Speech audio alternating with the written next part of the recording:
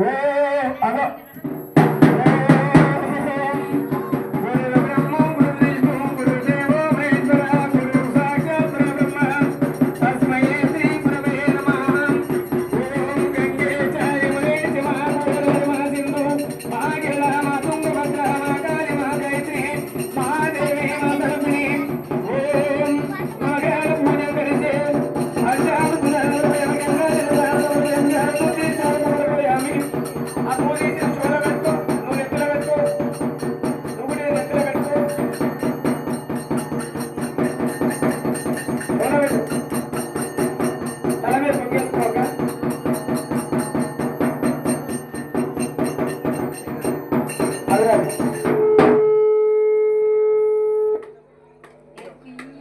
ఇగో